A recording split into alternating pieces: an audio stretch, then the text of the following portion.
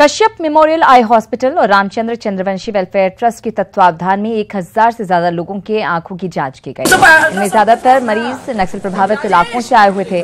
सूबे के स्वास्थ्य मंत्री रामचंद्र चंद्रवंशी ने कहा कि यहां आधुनिक तकनीक से आंखों से जुड़े उपचार किए जाते हैं, साथ ही लोगों को मुफ्त में दवा और चश्मा भी दिया जाता है। वहीं अस्पताल की team leader doctor Bharti Kashyap ने कहा कि स्पेशल ड्राइव चलाकर गरीब लोगों का मुफ्त इलाज किया जाता है।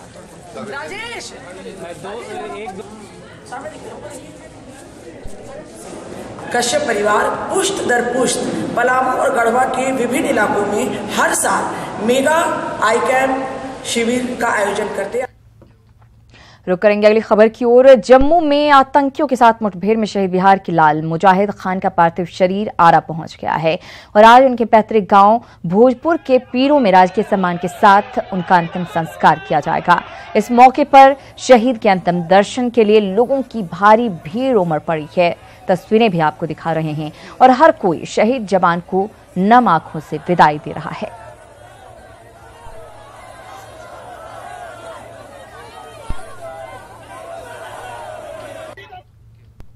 जम्मू में आतंकियों के साथ मुठभेड़ में शहीद बिहार के लाल मुजाहिद खान की शहादत पर पूरे देश को गर्व है, लेकिन बिहार सरकार के मंत्री महेश्वर हजारी को जवान के शहीद होने की जानकारी नहीं है। ईटीवी ने जब मंत्री जी से सवाल किया तो कैमरा बंद करने को मंत्री जी ने कह दिया। उन्होंने कहा कि उन्हें शहीद होने के बारे में कोई जानकारी नहीं है।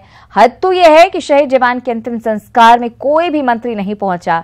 मंत्री जी से यह सवाल करने पर उन्होंने अधिकारियों पर ठीकरा फोड़ दिया। हर एक जवान शहीद हो गया है, जानकारी है? और जानकारी कल का तो था जानकारी, कल जो हुई थी जिसमें कि दाह संस्कार भी उनका हो गया। मुन्ना जी थे। भोजपुर का एक जवान शहीद हुआ है श्रीनगर में, जानकारी नहीं है इस पर? नहीं, वो भोजपुर जानकारी नहीं है। मुजाहिद खान है सर, जो श्रीनगर में आतंकियों से लड़ते हुए शहीद हो गया, इस बात की जानकारी नहीं है आपको?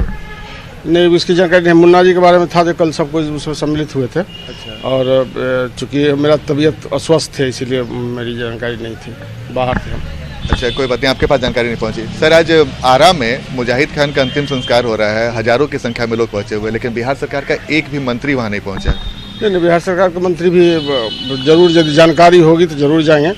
और अभी जाकर हम लोग भी पता करते हैं क्या बात है नहीं है, चूँकि हमको हमारी जानकारी में नहीं थी, हम बाहर थे, तो पता करके और बिहार सरकार की तरफ से भी जरूर जाएगी। वहाँ के प्रतिनिधि, वहाँ के जो स्थानीय विधायक है वो भी जाएंगे और माननीय मंत्री भी कुछ न कुछ जाएंगे। लेकिन सर, ये तो दुर्भाग्य है ना कि बिहार सरकार का कोई मंत्री ही नहीं गया, जबकि बिहार का एक जवान शहीद हुआ, देश को फक्र है। जानकारी के अभाव में ऐसे होती है। जैसे मान लीजिए आप हमसे पूछे, मेरे पास जानकारी नहीं थी, तो कम से कम जो यहाँ के पदाधिकारी है उसको जानकारी देना चाहिए और सरकारी जानकारी नहीं दे पाए। जानकारी देनी चाहिए और जानकारी देने के बाद यहाँ से कोई न कोई जो उस तरफ के है जाना चाहिए और इससे मनोबल हाई होता है, क्योंकि देश के लिए बलिदान दिया है और उनको जितना भी हम लोग योगदान करें वो बहुत कम होगा। बिल्कुल, मतलब देश को शान है, लेकिन बिहार की सरकार को पता ही नहीं है, किसी मंत्री को पता नहीं है, जानकारी का अभाव है। तो सुना मंत्री जी को जानकारी तक नहीं है कि आपके प्रदेश का, आपके इलाके का जवान शहीद हुआ है। बाहर है मंत्री जी। आरजेडी उपाध्यक्ष शिवानंद तिवारी ने कहा है कि भोजपुर के शहीद के अंतिम संस्कार में किसी मंत्री का शामिल नहीं होना सरकार की बड़ी चूक है। शिवानंद ने कहा कि जब मुख्यमंत्री ने शहीद का अंतिम संस्कार राजकीय सम्मान के साथ करने की घोषणा की थी, तब भी किसी मंत्री का नहीं पहुंचना सरकार की विफलता है। आगे ध्यान देना चाहिए लोगों को, किसी न किसी को मैंने इसके लिए डिप्यूट करना चाहिए। हमने देखा कि चीफ मिनिस्टर ने कहा कि राजकीय सम्मान के साथ जो है होगा, तो जब आपने इतना कुछ किया था तो उसी समय मैंने कि मंत्रिमंडल के किसी सदस्य को नामित करके वहां भेज देना चाहिए था। ये चूक हुई है सरकार से। और बात ईटीवी के खबर के असर की। एक बार फिर से ईटीवी की खबर का बड़ा असर हुआ है। सहरसा की गीता का उदयन अस्पताल में इलाज शुरू किया गया है। हमने खबर दिखाई और उदयन अस्पताल के डॉक्टर कुणाल ने ईटीवी से संपर्क कर गीता का इलाज करने का बीड़ा उठाया है। फिलहाल गीता उदयन में भर्ती कर ली गई हैं और डॉक्टर कुणाल और धीरज की टीम उसके इलाज में, जांच में जुट गई है। तो मैं इनको जब देखा तो पता चला कि इनकी जो बीमारी है ये लाखों में, यानी करोड़ों में नहीं, लाखों में एक आंख होता है। तो उसका इलाज भी हर जगह संभव नहीं है। तो उसको अभी हम लोग अपने अस्पताल उद्यान में लेके आए हैं और इसको कहें तो एक हेमोलैक्रिया नाम का डिजीज़ होता है, वही इसमें है। इसके इलाज करने में हम लोग सक्षम हैं और इसमें अभी प्रारंभिक रूप में हम लोग इसका अभी डायग्नोसिस करेंगे और जो भी इसमें फाइंडिंग्स हम लोग को मिलेगा उसके अकॉर्डिंगली हम लोग ट्रीट करना पड़ता है।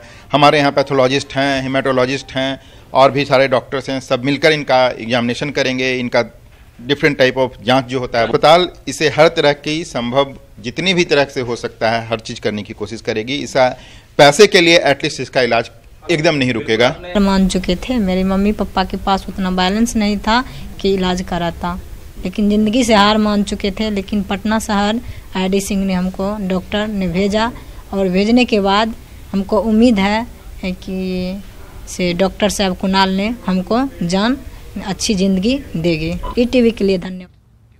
और हाजीपुर में महाशिवरात्रि के अवसर पर निकली शोभा यात्रा के दौरान एक युवक की भीड़ ने जमकर धुनाई की। युवक पर मोबाइल फोन चोरी करने का आरोप था। घटना नगर थाना के अक्षयवट राय स्टेडियम की है। आरोपी को किसी तरह पुलिस ने भीड़ से अपने कब्जे में लिया। हालांकि इसे लेकर काफी देर तक यहां पर अफरा तफरी का माहौल भी बना रहा।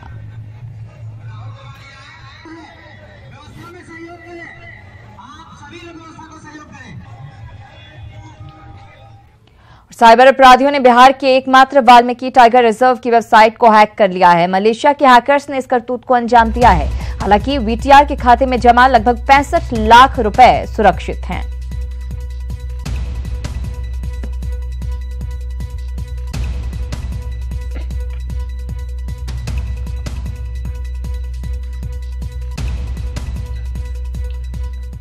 तो साइबर अपराधियों की करतूत सामने आई है। हम आपको बता दें, वाल्मीकि टाइगर रिजर्व का वेबसाइट हैक किया गया है। हम आपको बता दें कि मलेशिया के हैकर्स ने इस हैकिंग की घटना को अंजाम दिया है। टाइगर रिजर्व के खाते में 65 लाख रुपए जमा हैं, जो कि सुरक्षित बताए जा रहे हैं। वेबसाइट पर हैकर्स का लोगो नजर आ रहा है और इसकी वजह से ऑनलाइन होटल, रूम और जंगल सफारी का काम पूरी तरह से ठप हो गया है।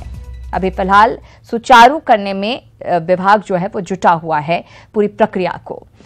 मुजफ्फरपुर में फेसबुक पर गलत पोस्ट डालना एक शातिर को महंगा पड़ा। अपने पड़ोसी को शराबबंदी कानून में फंसाने और बारबाला के साथ अश्लील डांस करने के आरोप में बदनाम करने वाला शातिर खुद सलाखों के पीछे चला गया। आरोपी का नाम अजीत मिश्रा है, जिसने अहियापुर पुलिस को बदनाम करने के लिए सोशल साइट का बेजा इस्तेमाल किया था। उसने शादी समारोह में डांस प्रोग्राम का वीडियो बनाकर सोशल साइट पर इस संदेश के साथ डाला था कि पुलिसकर्मी बारबाला के साथ अश्लील डांस कर रहे हैं।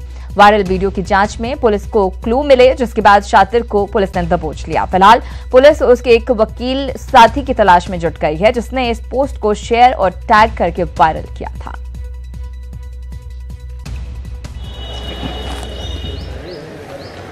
केस होकर गिरफ्तार हुआ ना। पुलिस अहियापुर पुलिस संस्था को बदनाम करने की नियत से एवं पूनाकांत चौधरी जो कि एक नागरिक हैं अहियापुर के, उनको शराब के मामले में फंसाने की नियत से यह पोस्ट किया गया था, जिसका खुलासा हो गया। और गलत पोस्ट करना IT एक्ट के धारा 60D के अंतर्गत एक संज्ञेय अपराध है।